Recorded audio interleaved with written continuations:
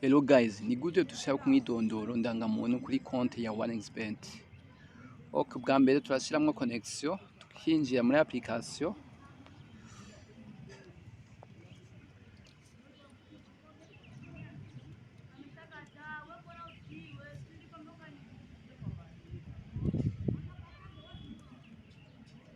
Ok, murabona twamaze gushika. Duca ngaha kuri menu.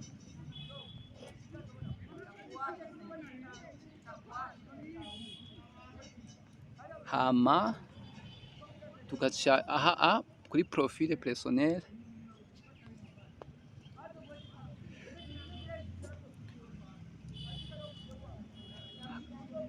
Hama tugaca hano kuri la prise d'information. Ok, ndibaza murabona aho dushira umwidondoro. Preno Eli Ndayishimiye. Deuxième preno aho ashira karya kazina bitazira. Okay. Date de naissance aho ashira amatariki y'amavuko. 1900.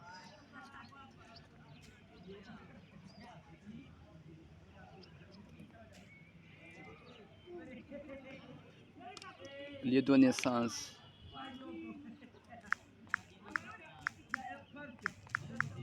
Regio, Alegio tuhashira nguvuga intara urimwo.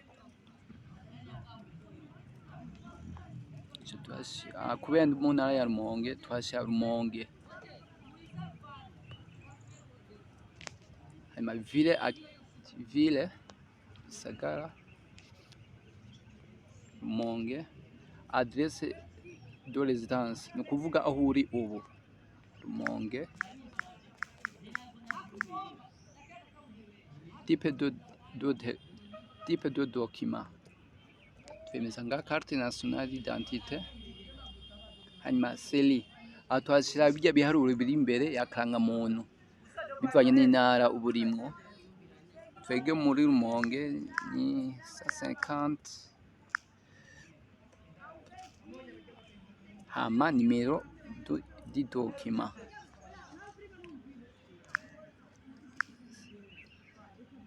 Ça 38 781. Muga aha kuri nimero di document mugomvye urahashira ibi biharuro byose cyangwa ukahashira ibi biharuro bihereza hose nta kibazo. Hama date de délivrance itariki wayironkeye ko kanga muntu.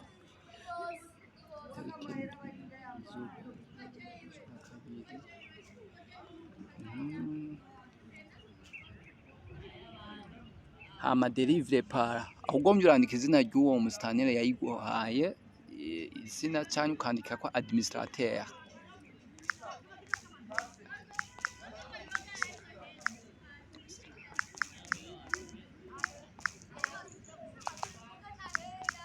Administrateur. Ok, aho wejeje rero kuvyemeza kuvyandika byose turaba yuko ari sawa. Ugaca wemeza.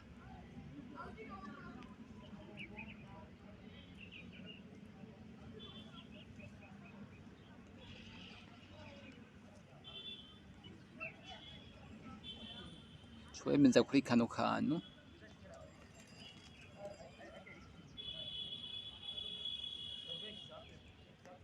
Watubwiye ibintu by'amakode, iyi kode tubanza tukayishyiramo kubera ari igihe bishika bakabiguha n'igihe batabiguha.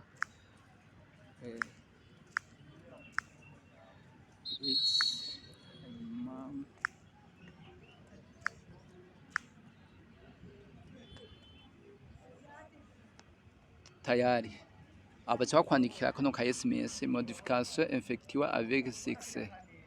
Tayari aho no kuvuga umwidondoro turahejeje kuwemeza.